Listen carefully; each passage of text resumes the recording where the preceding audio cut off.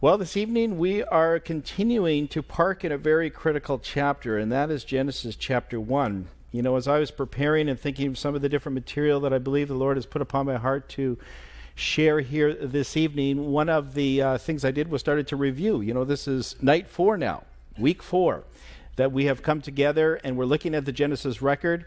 The first 2 weeks we didn't get past verse 1.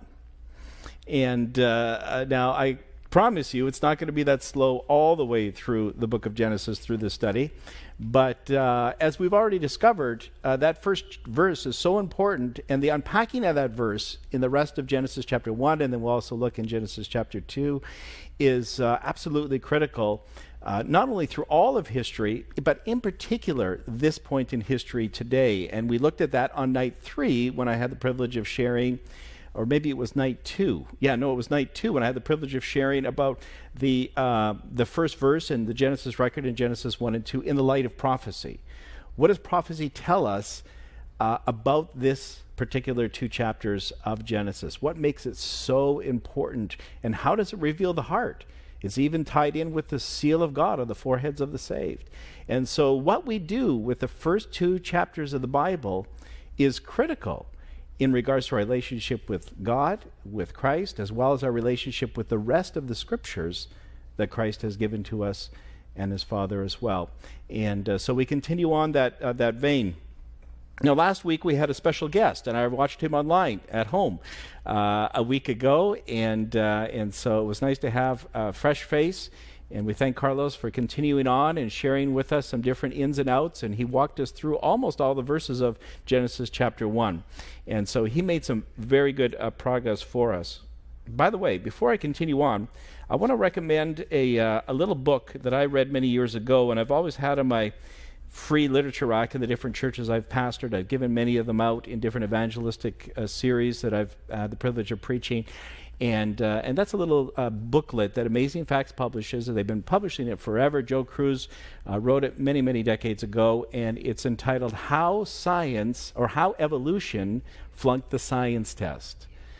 Okay, so I see some of you smiling and nodding and so on, and it's a really good read. Now, that is the best summary of the subject that we're looking at here tonight. Carlos touched on it in a very helpful way last week, and we'll just kind of maybe cinch that up. We'll leave that up to Pastor Doug. He's here next Tuesday, and maybe he has some extra material on this, as he's very well studied on this over the years as well, in regards to creation versus the popular and almost universally and internationally accepted theory of evolution. So, little booklet called How Evolution Flunked the Science Test. Now, you can get that. You can get a free digital version of that on amazingfacts.org on their website, and we might even have a few copies in the back room. Never had time to look back there before our session started here tonight. But if you're interested in that, ask me, and we'll look for it. If we don't have it, we'll make sure that we order some and start to give that out as we look at these important chapters in the book of Genesis. Now, I don't know what your experience has been in regards to the Genesis record in chapter 1 and 2 and its revelation of our origins of creation in a literal 6 days. But my experience in Canada and also here in America is that, people that, and of course this represents the majority of people, people that believe and have been taught the theory of evolution in their classroom as they grew up in high school, in university and such, it can make them very confident in their belief, and they can be very educated on this particular subject as well. Now, because of the fact that they have majority of the population behind them, because of the fact that they have the biggest names in science, because they have the universities of our land, and the science circles in general, in agreement with them, they can be very confident. And sometimes, I'd say all times, too confident for their own good. And haven't really stopped to humbly and with an open mind look at the whole concept and compare the theory of evolution to that which the Bible proposes as the theory of our origins, which is a literal creation week, or 6 days of creation. Now, my experience is that it can be very intimidating when they mock us or when they might challenge you, and you can kind of feel overwhelmed because they're confident, they're educated on it. And if you've studied the subject, even in regards to evidence of creation versus evolution, it can be very overwhelming because there's so much information. And we have some very good creation scientists, professors, teachers. You may have gone to one that we've hosted in a local church, either here in Granite Bay or other churches around the world, or watched it online. There's all kinds of really good stuff. Good books. One of the best recent books that I've read on the subject is written by a recently deceased pastor and evangelist in the Adventist Church. He's Canadian, lived up in BC most of his life, and he wrote a really good book that I've read, and it's called Evolution, the World's Fourth Great Religion. Evolution, the World's Fourth Great Religion. It's written by Ron Halverson. Ron Halverson. Now, this is not the Ron that we're thinking of in the Bronx, gangs to God kind of evangelist that came out of New York, but this is a Canadian as well, and he was an evangelist of all things as well. But anyway, if you can get a hold of that book, it's not so easy lately. I don't know why. It just came out just a few years ago, but it's an excellent, excellent read. And so one of the burdens that God has kind of put on my heart as I've gone through college, I went to an Adventist college. One of my courses was on creation versus evolution. And there's, again, just a plethora of amazing material. But one of the things that I found is that it was overwhelming to try to remember and recall all that when I'm in a conversation or thinking about it or getting exposed on TV to a hardcore evolutionist that's kind of speaking so confidently. And so how can I boil it down to just 2 or 3 or 4 or 5 key points? If I could just remember even 3 of those points, it will arm me to be able to lovingly and respectfully but effectively have a intelligent, challenging conversation with somebody that is currently believing in the theory of evolution. And so that's what we're looking at here. You've probably looked at the slide already that we have, and that is the 5 huge holes in the theory of evolution and how those holes are answered from the book of Genesis. So we're going to walk through that and see if we might be able to pick up something helpful. This has been very helpful to me because, again, if I can just remember those 5, and most of the time they're going to call, but even if I'm a little bit rusty that day or a little bit fatigued, I can usually recall 2 or 3. And they're so effective and the holes are so big that it reminds me again that, I'm no fool for believing in the creation record that we have in the book of Genesis. And so let's take a look. Now, the first one is one of the most interesting. It's called spontaneous generation. Spontaneous generation. Some of you know that term and what that means already. Spontaneous generation. Spontaneous generation is an old-fashioned, outdated, debunked belief that almost every valid scientist believe from 1862 backwards. If you were to talk to any credible scientist before the year 1862 and you ask them, do you believe that we can observe spontaneous generation? That is that little microscopic creatures can form and appear out of nothing. In other words, they spontaneously generate without any designer, without any force, without even the right materials to be able to come to life. And the reason they came to that belief was why, they would, if they left their steak out thawing on the counter too long, and they kind of left it and forgot it for a couple of days, and it was a little bit warm in the house, why not only would the steak start to go bad, but they would come by and lo and behold, out of nothing, out of this dead matter, this dead organic matter, this meat, they would find little emerging white maggots.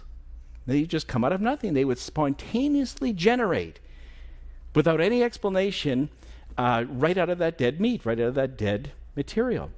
And so they said, well, then obviously there's spontaneous generation.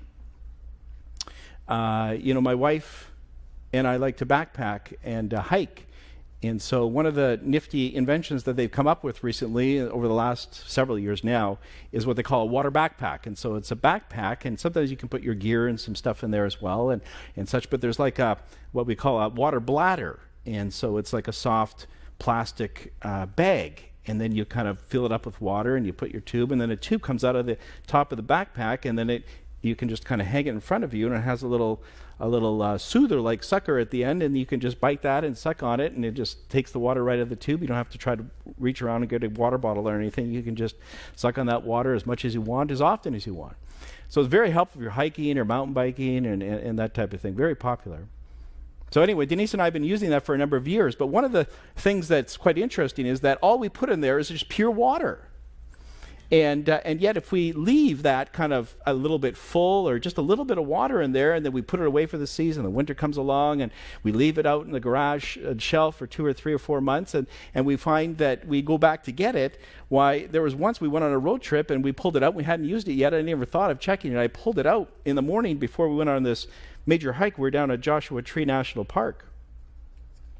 So we were out for a really good hike, but the problem was when I pulled it out and I started to pour out the old water that was in there, there was kind of slimy, long kind of, some of it was see-through and some of it was blackish that kind of came out with it.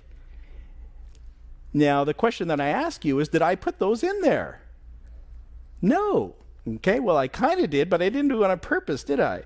Okay, as far as I was concerned, I got my Brita water filter, and I got a nice new bladder, and I poured it with brand new water, and we drank half of it, and we left the other half over the winter. What happened? Well, before 1862, any scientist and people off the street, they say, well, those are microscopic bacteria and so on that just spontaneously generated and came out of the water, kind of magically, kind of spontaneously. And that was not crazy thought. That was thought by valid scientists.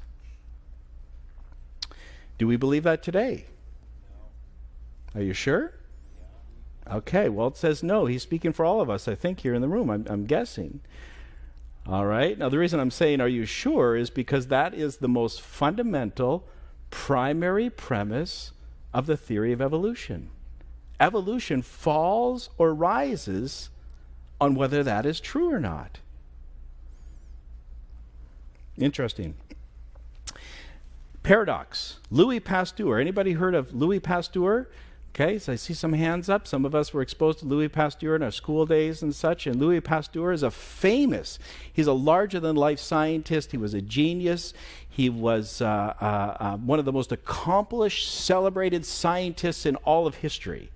And he was a Frenchman. He came out of France, lived in France, thus Louis Pasteur. And Louis Pasteur is famous for a number of different things. As I began to research his name, I knew he was, known, and I understood that he was known for debunking the belief of spontaneous generation in his generation in the mid-1800s. But it turns out that when we drink pasteurized milk, the reason that we use pasteurized milk is because his name is there in honor of this great scientist, Louis Pasteur. So Louis Pasteur came up with pasteurizing milk. Well, his fellow scientists thought he had lost his mind when he told them that, I think if we want our milk to last longer and not have all these kind of creepy little microscopic things appear if we leave it too long in the fridge or on the counter, that they thought he was crazy when he said we should kind of boil it and kill all the invisible germs that are on there. And they would mock him and say, oh yeah, the invisible germs that are in there. Sure, there's invisible germs. And he became kind of the brunt of some jokes, I'm sure, during his time.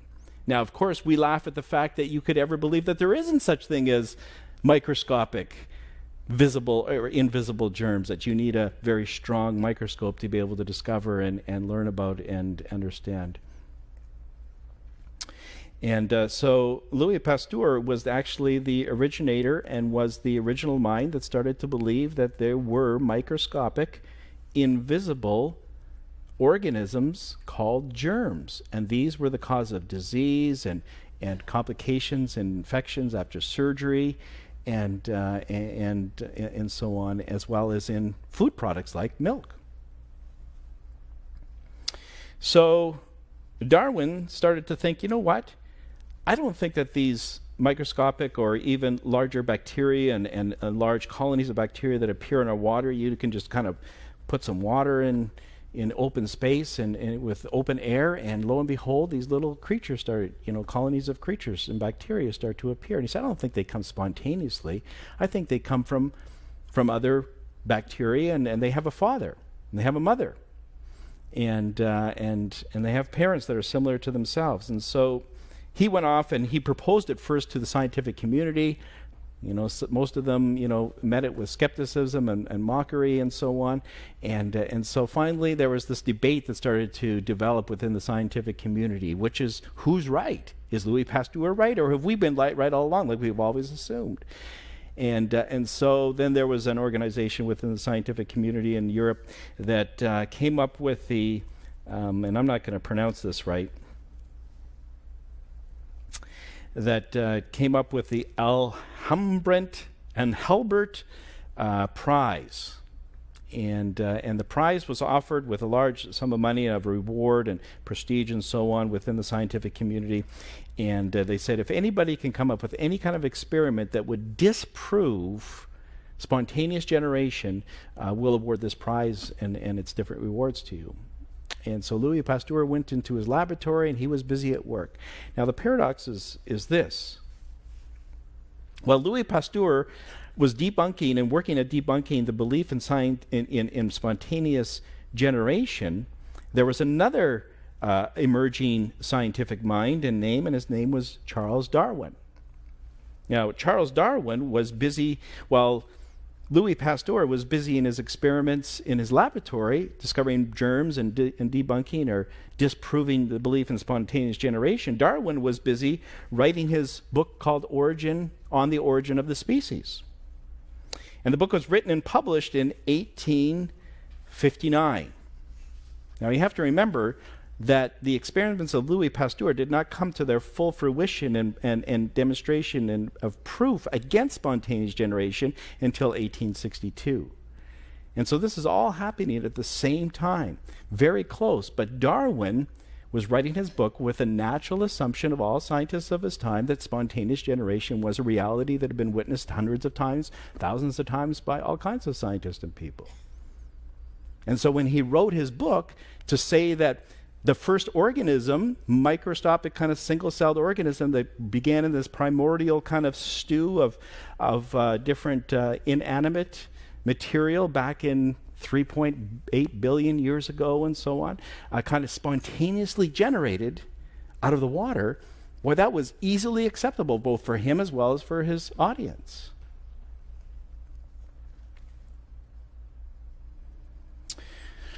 Well, Louis Pasteur won. He won the prize. In 1862, he went ahead and showed his little experiment. And what he did is he got some water, but he had made the flask in such a way, in such a shape, that it was able to get oxygen. But any microscopic materials and bacteria that might be floating through the air, just like when somebody sneezes next to you and you kind of go like this, because you don't see anything come out, but you know that there's all kinds of microbes now that are floating around, and if some of them land in your nose membrane, you might end up waking up with a sore throat the next day. And so this is the theory that Louis Pasteur had at the time, and so he came up with this glass flask and said, well, and made the oxygen available to the water, but he didn't make it possible for these theorized germs to make it there. And sure enough, he could leave it there forever, and it was still pure water with no microbes, no bacteria whatsoever. And so he won. He won this great prestigious prize in 1862, disproving spontaneous generation. I want to share with you a quote from him. It says, "Never will the doctrine of spontaneous generation recover from the mortal blow of this simple experiment. There is no known circumstance in which it can be confirmed that microscopic beings came into the world without germs, without parents similar to themselves." Now the question I ask you, now he made that statement in the 1860s. That was over 100 years ago. Is that statement still true today? No. Uh-huh. What wasn't true then? I mean, what he did is he showed that Yeah. for a period of time, spontaneous generation wasn't possible in a very Okay. narrowly defined circumstance. Mhm. But he didn't disprove that spontaneous generation couldn't occur somewhere else under different circumstances. I mean, it's silly Yeah. of him to have made that statement. Okay. Well, I would disagree with you. It says there is no known circumstance. Okay. Are you aware of a circumstance? Is there any experiment that has taken place, any circumstances that have been reproduced and shown that spontaneous generation can exist or happens? He's trying to argue that because Yeah. of what he did, spontaneous generation is not possible. Right. That's a fallacious argument. Okay. He doesn't prove his case. Okay. The key there in the statement, I'll say just one more and then we'll move on, is that he said there's no known circumstance. Right. Okay, so what I'm asking is, over the last 150 years, has there been any scientists that have attempted to reproduce the circumstances and the materials to see if spontaneous generation can take place? Yes. Okay. There have been. Okay, hundreds of them. Yeah. Okay, by hundreds of scientists over 100 years. Have they reproduced it yet? Not that we know of. Okay, that's the only point I'm trying to make, okay? Not that All right. it's impossible, Yeah, but we haven't shown it. We haven't demonstrated it so far. right, Is what you're trying to say. Okay. right. I can agree with And that's what he's saying as well. Yeah. Okay. Whew. Got through that one. Okay. All right, so 150 years, dozens of scientists, hundreds of experiments later, and Mr. Pasteur's statement still continues to be true. To accept the fundamental belief in the theory of evolution, you're required to accept an old, scientifically discredited belief. Okay, and so that's the paradox that I'm showing with this first particular point, is that spontaneous generation is something that was debunked, and the scientific community took several decades after that, as they usually do with any kind of rearrangement, major rearrangement in their thinking, to be able to come to terms with the fact that spontaneous generation has never happened, they've never observed it, and there's no proof or evidence, empirical proof or experimental proof at all that it can happen. Okay?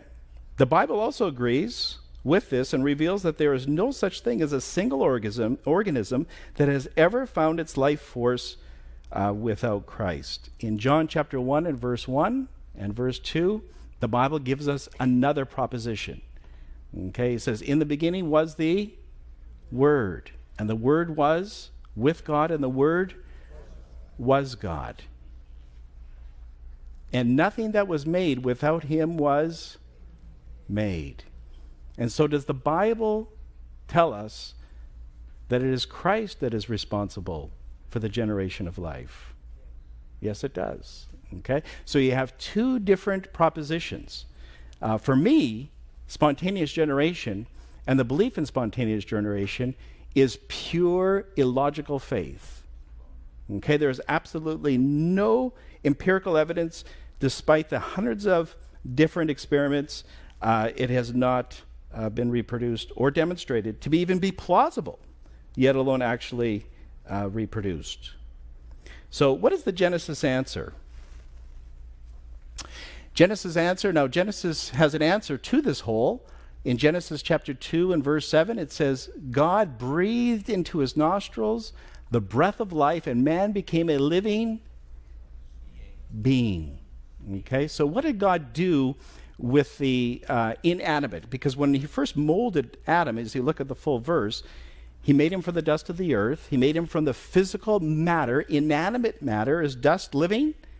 No. Okay, so he made this inanimate creature called a man, and then it remained inanimate until he breathed into his nostrils what? The breath of life. Okay? So here we have the proposition and the answer, and God is saying, listen, when it comes to the creation theory, when it comes to believing in creation from an almighty God, from an all-powerful God, indeed, God is the source of all life. God is the source of that life source. He is the only source that can bring inanimate material and make it organic or make it a living being. And so for me, that's a powerful whole. Yes? Yeah, I've been actually struggling with this recently, this whole area. Mm-hmm. How do we, as we read the Bible, and particularly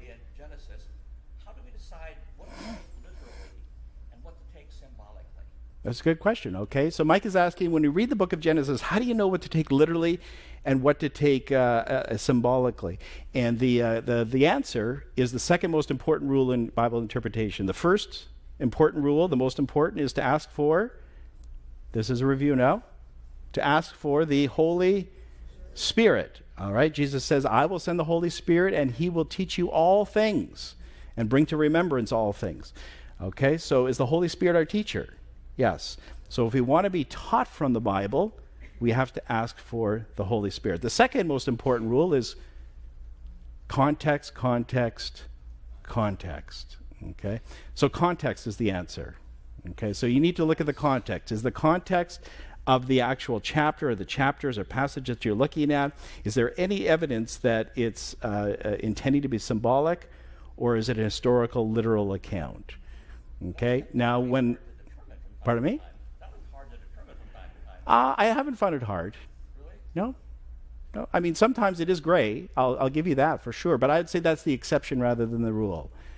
Yeah. See, the problem is that, I mean, if you want to take Genesis literally, Mm-hmm. then you're telling people who are looking at God's creation, the Yes. geologists, the paleontologists, the cosmologists, Yep. the astronomers. I mean, they're spend their lives studying God's creation, and if they discover processes or the elements that don't agree literally with Genesis, how do you resolve that?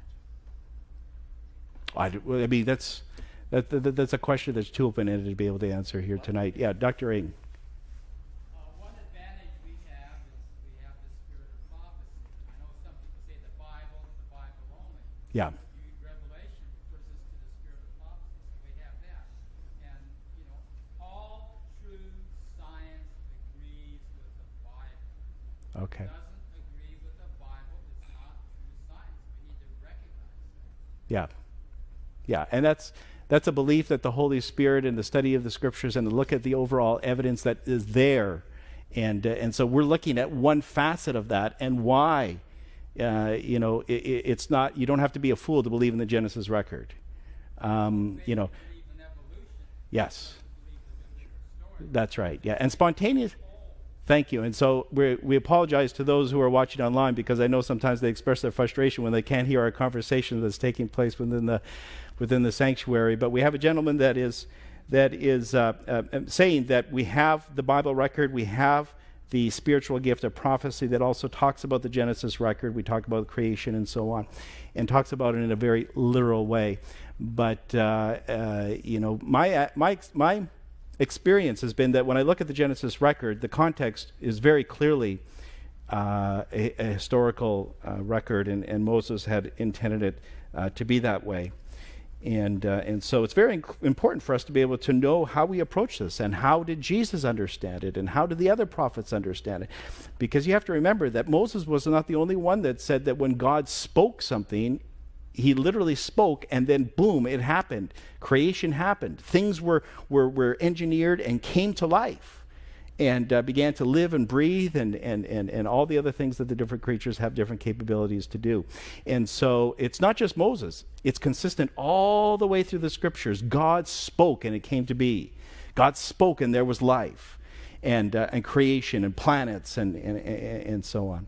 And so it's important for us to be able to understand that this is a consistent belief, not only of Moses, not only of myself, as we read the Genesis record, but also of the rest of the Bible. I'm going to have to ask that you save your questions, or at least limit them, because I want to get through these 5, because we have another teacher. I know that Pastor Doug is probably going to want to move on as we continue on in the study.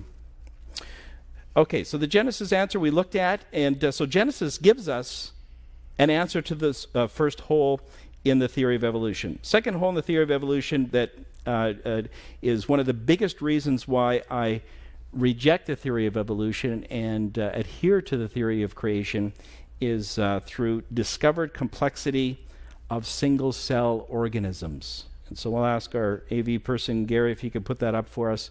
The next slide is discovered complexity of single-celled organisms.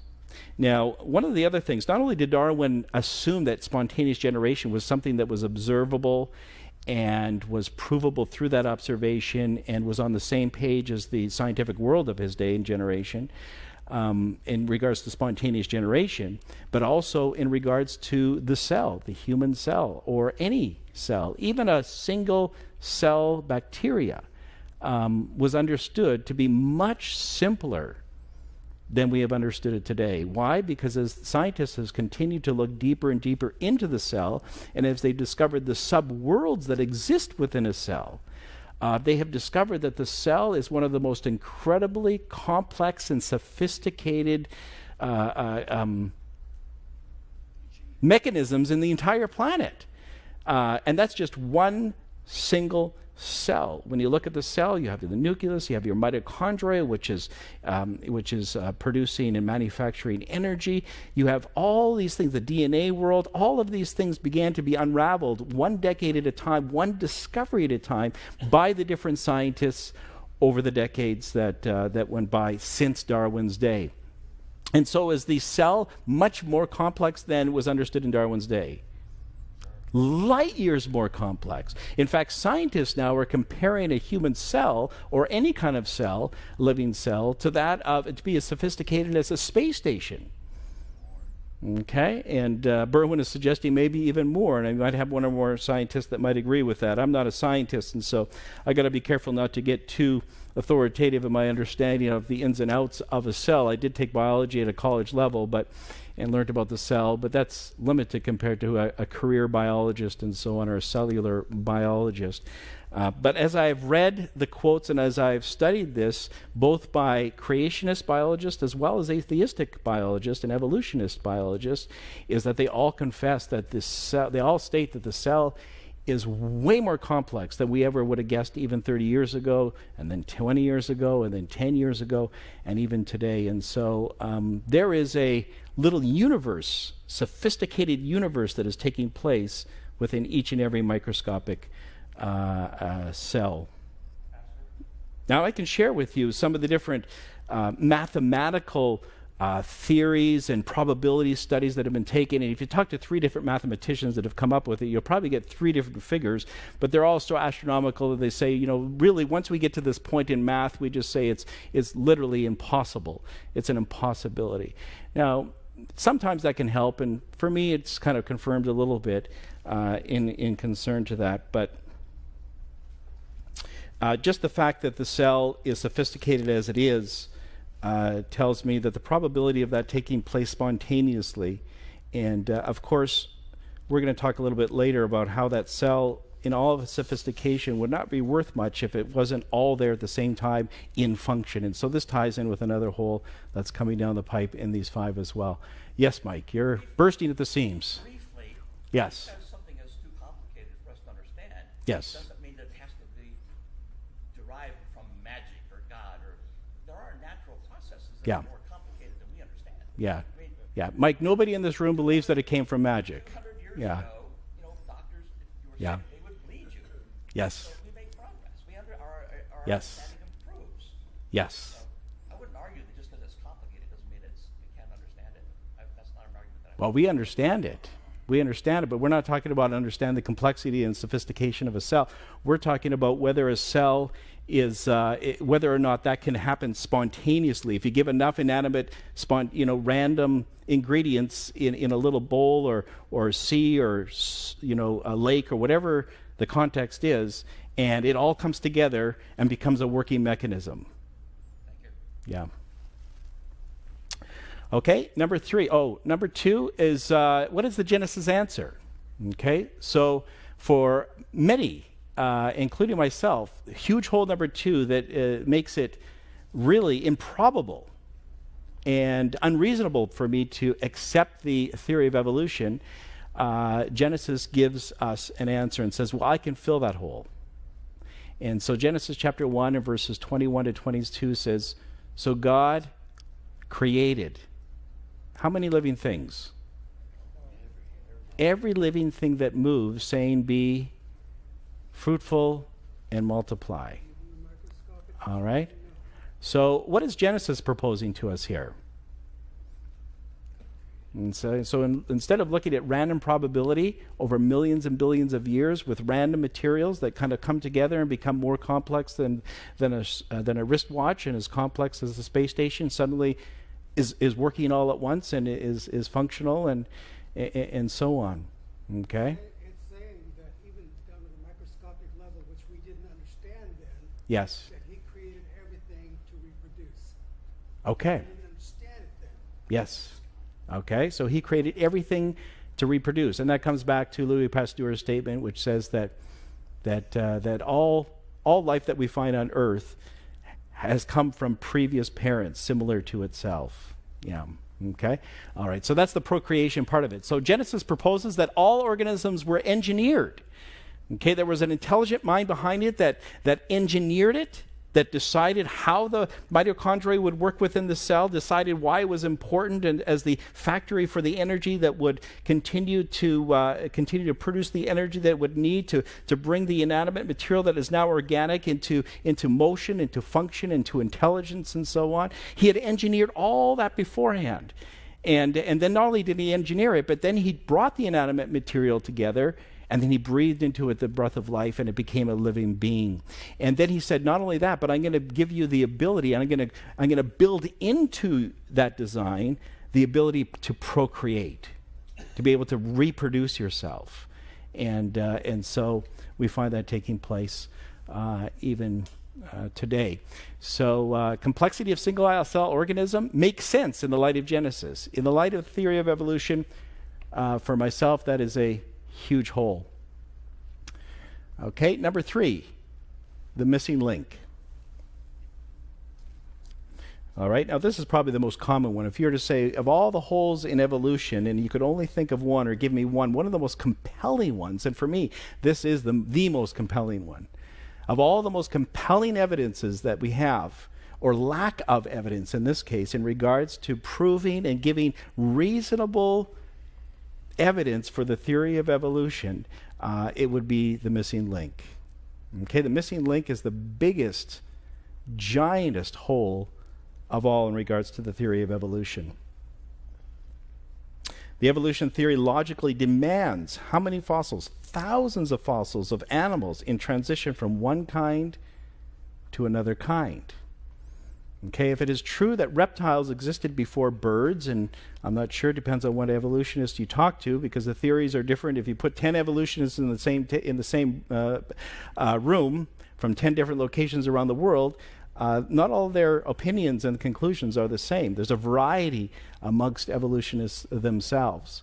But they all agree on one thing, is that there was one-celled organisms that first existed, and then they continued to become more sophisticated, had more advantages over the other previous species that existed, and therefore they outlived them, they outsurvived them. That's why we call it Darwin's the survival of the fittest, which is an essential premise to the theory of evolution. Does everybody understand the survival of the fittest part of Darwin's evolutionary theory?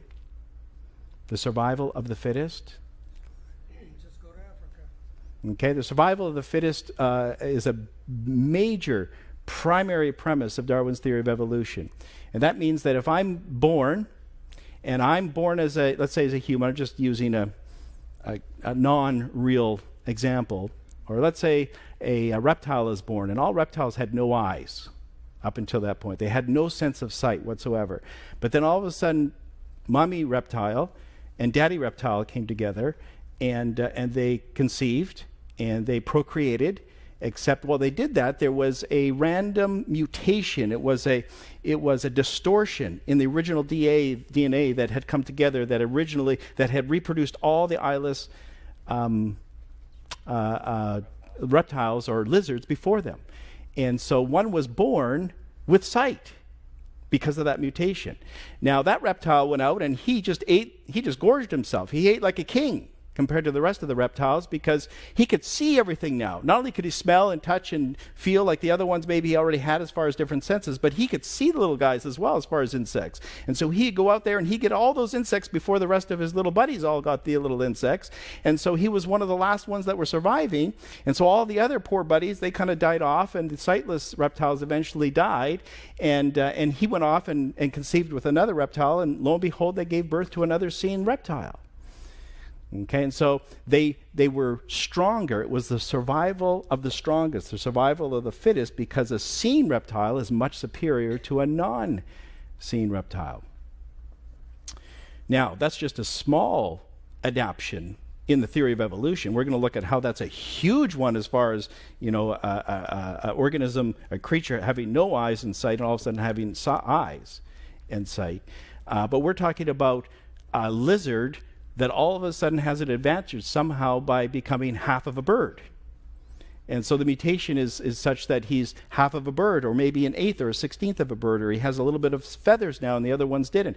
And that somehow kept him warmer. He could go into other climates and get more prey and so on. And so therefore he outlived the other lizards. And so eventually he got wings, and that allowed him to fly and get his prey that way, and also keep warmer with the feathers and so on. And then he got hollow bones, and that made him lighter, so he could fly even easier and further and so on, just like birds can today. And so if that is true, and again, that is a basic premise of the theory of evolution, Darwin's theory of evolution, that means there should be thousands within the fossil record of creatures that are half lizard and half bird. 1/16th lizard and 15/16th bird. Do you know what I'm saying? And so, friends, if you really buy into the theory of evolution, when you go into the fossil record and you start to collect all those fossils in different layers where we can find them in the mountains of the world and such, why, we should find thousands and even millions. They should be filling our natural museums up. How many do we have today in the natural museums of natural history today? How many? 0. No, there's one that I know of. Okay. So Mike's holding on to one, and we're going to talk about one. I hope it's not the same one. One that was found in Germany. Okay. Well, I'm going to talk about one that was found in China. All right. There's approximately 40 million fossils that have been discovered and are classified in the different museums of natural history, in our universities around the world, and in different scientific halls and paleontologist buildings and so on and so forth. So there's been about 40 million fossils found. Okay? How many missing links should we have? How many of those fossils should be part of one kind of an animal and part of another? There should be millions of them. Okay? Even if we had 1,000 of them, that would be very compelling. Even if we had 40 of them, that would be compelling. Obvious ones. Friends, we have 0. We have 0. Not one is found in transition. Now, I want to share with you a bit of a personal story in regards to this. And my daughter Rachel, my oldest daughter Rachel, is here, and we had kind of a very interesting first-hand experience with some very desperate attempts, I shouldn't say desperate attempts because. Now, I'm going to back up and not say desperate attempts, but we have some different attempts, and to be able to claim that we have found a transitional fossil. And the book I read earlier, there's a whole chapter that talks about all the different frauds that have been discovered over the years. And so there's a number of them that were grabbed by the scientific community. And these are PhDs. These are credible big names within science that grabbed onto it. Well, in 1999, the National Geographic got a hold of a fossil that they had informally, generically named the Archaraptor. The Archaraptor. Okay? And the Archaraptor was discovered out of China. And as it turns out, there's a lot of people in Chinese, a lot of the Chinese started to discover that America is just desperate and hungry as all can be for any kind of missing link fossil to be able to prove their theory of evolution. In fact, there's a saying in China, they say, in China, we're afraid to criticize the government, but we're not afraid to criticize evolution. But in America, you're afraid to criticize evolution, but you're not afraid to criticize the government.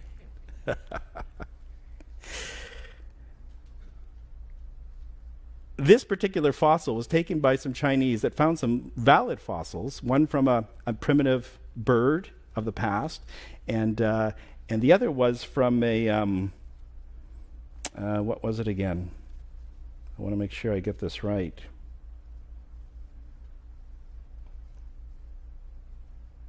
Yeah, the upper body belonged to a primitive fossil bird, and in a 2002 study showed that the tail belonged to a small winged microraptor.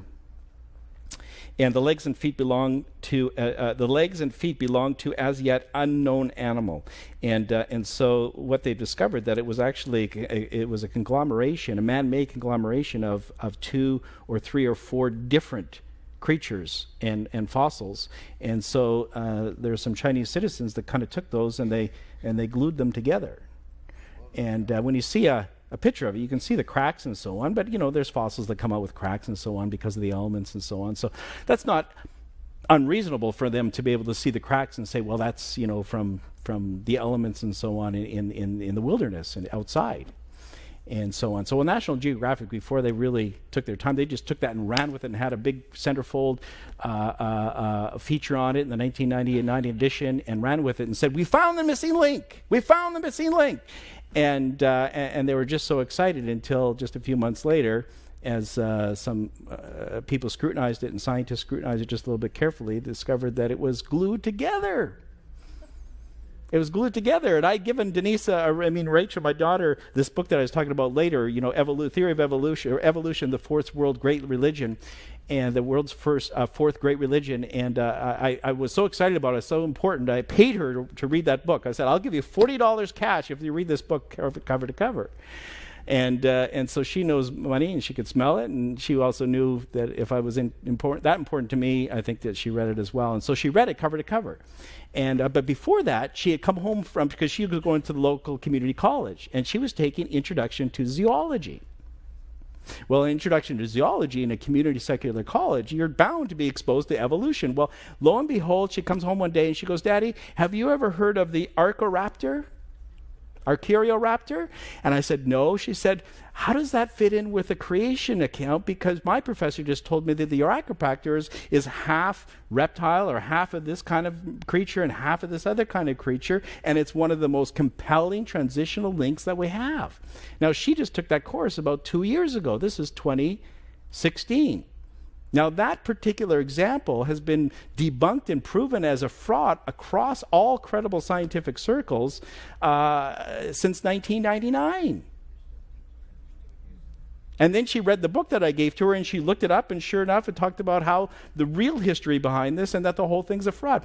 16, 17 years later, we still have a local professor that is teaching their students that the Archaeoraptor is one of the most compelling, most real transitional examples that we have in science today. Now, this is not a second-hand story. This is a first-hand story. So we have to be sure that we maintain our integrity and that we're honest about this. So, yes, there's been a whole string of frauds and desperate attempts to be able to prove and produce a missing link. But even one still needs more evidence. When you bring evidence to a court or even in science and you say, listen, we've got this experiment 100 times, it hasn't worked, but one time it maybe kind of works, and whether it's in the pharmaceutical business or surgery business or anything, and they say, well, that's it, just one? No, like you go back to the experiment room and you show me a number of them. I need to see it 100 times in a row without stop before we'll ever release it to the market or whatever it is in the scientific community. Friends, there should be thousands. We should have rows and we should have catalogs of them. But we don't even have one that is agreed upon within the scientific world today. And so this is no small hole in the theory of evolution. Does Genesis have an answer for it? We've already went over time. We're going to have to go in 5 minutes at light speed. The evolution theory logically demands, Genesis answer is Genesis 1:25, and God made every beast of the earth according to its what? Kind. Now, if you go ahead and read that whole verse in Genesis 1:25, Moses uses the word kind 3 times in that one verse alone. Now, I never went and counted them all, but kind, that word kind is used over and over and over and over again, all the way through the first chapter of Genesis. Why? Because God wanted to make sure that we understood that all kinds of animals were created in 6 literal days. God is filling the hole that the theory of evolution is trying to feed us, trying to sell to us. All types of fossil forms, life forms appeared to the earth in 6 literal days. And so Genesis tells us why we can't find any transitional fossils among the millions that are found in the world today. Huge hole number 4. Deepest layers of buried fossil records contain complex and full spectrum of animal types. Now, evolutionists believe that the deepest fossil layers of the earth, the Cambrian layer, represents the oldest periods of life's history. The next layer down, which is called the Precambrian layer, contains no fossils. Okay? So now, of course, atheistic evolutionists reject the biblical record of a global catastrophe flood that the Bible tells us took place around the earth, and of course that brings a whole different twist to the whole question of layers in the earth and the timing of it and such. But because they reject that, they accept that all layers formed slowly over millions of years, and each layer represents each layer that you go down in represents an older era of Earth's history and of life forms on the earth. The problem is when you get to the oldest layer and the first era, the whole spectrum of creatures is found. You can find birds, and you can find vertebrates, you can find invertebrates, you can find all the different life forms in the first layer. And yet when you go to the layer before it, there's nothing. But according to the theory of evolution, when you would assume that when you go to the older layer, the Precambrian layer, you would find some of the primitive, smaller invertebrates and so on that are separate from the era in which we find the vertebrates. And so the Precambrian layer, the Cambrian layer itself, is a whole that many of us have a hard time swallowing. Genesis 1:31, God again, it gives us an answer in that first chapter. It says, then God saw everything that he had made, and so the evening and the morning were the 6th day. Then God saw how much? Everything that he made. So the evening and the morning were the 6th day. That was the end of the creation record, the end of the 6 days in which he had engineered as well as brought to being every single different kind of life form, every kind of creature. And so Genesis answers it for us and says that's why you'll find that every layer that you look at will have all kinds of different spectrum of creatures, because they didn't come slowly 1 million years apart or even more, as the theory goes. Huge hole number 5, irreducible complexity. Now, you don't be intimidated by the title. This is the most scientific creationists will use this term, but basically it means that animals have and use organs that are useless. Sorry, I put a no in there. It should say that are useless and offer no advantage in the wild if one piece of many is in there. If you have a car or somebody else has a car and you want to disable that car so that they can't drive away, maybe they've committed a crime, or you're trying to control your kids. I heard one story about that. My dad one day went out and he kind of pulled the spark plugs on me out of my car, and I didn't know it, and he kept me from going somewhere that he told me I shouldn't be going. If you want to disable a car and make it undrivable, do you have to take every part of that engine? Can you disable it by just one part? Okay. All right, if you take the right part. Now, how many different options within the parts of the engine can we choose from? Is there more than one? Okay, there's several, isn't there? All you have to do is remove that one part, and that engine becomes completely useless. Now, this is the best illustration that helps me to understand and explain this particular whole belief in the theory of evolution. And that is that I just lost my train of thought. Oh yeah, that's right. Yeah, this is the biggest hole. This is the best way of explaining that we are that you can't. That all you have to do is take one part away. And so, in other words, going back to the reptile explanation that I had, if you have eyes, if a reptile doesn't have sight, and all of a sudden it has sight, that means it has some kind of eye, even if it's a primitive eye.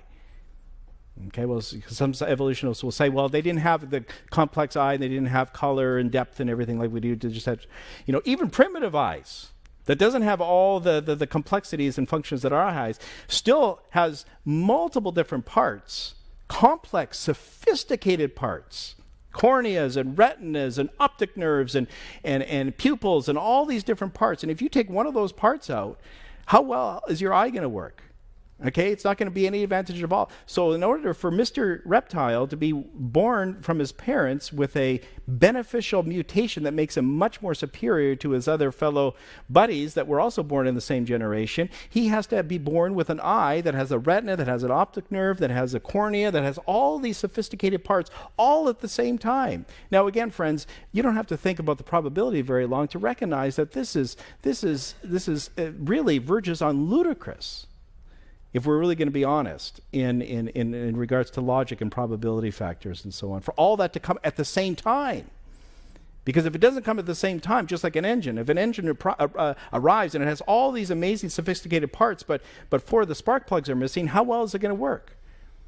Okay, all it needs is one part to be missing. All the parts have to be there, and the same thing with the eye, the ear, the organs, the liver, the heart, the brain. You can go on. The list is huge. And all you have to do is miss one vital part of many optional parts, and it's rendered completely useless. Genesis chapter 1, verse 25 gives us the answer.